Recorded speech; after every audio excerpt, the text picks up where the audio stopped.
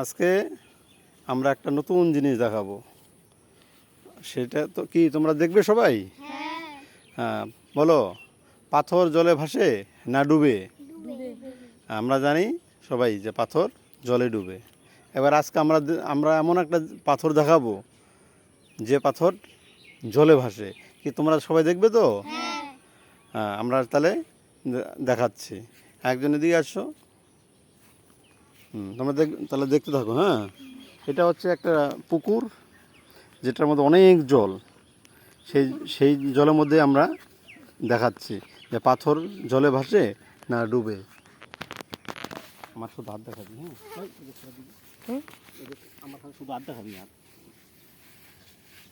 এই দেখো, এই যে একটা পাথর দিয়ে দিলাম ছেড়ে। কি এটা জলে ডুবলো?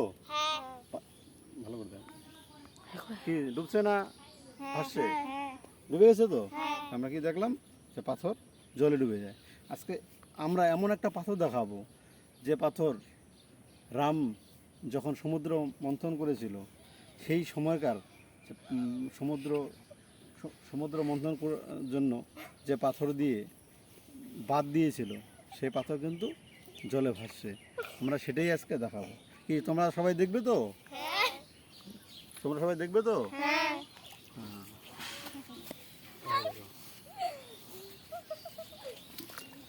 এই যে পাথর, এই দেখো, এই যে কি ভাসছে না ডুবে গেছে? ভাসে। হ্যাঁ, তাহলে পরে যে যে এই জিনিসটা দেখবে অবশ্যই লাইক এবং কমেন্ট করতে ভুলবে না, এবং সবাইকে শেয়ার করবে। যে শেয়ার করবে তার এক সপ্তাহের মধ্যে মঙ্গল হবে।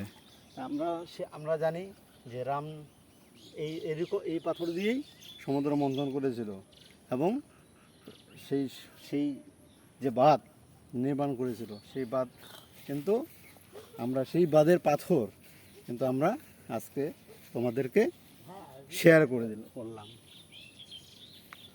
তো এই দেখো ভাসছে, এই যে দেখছো কি ভাসছে তো।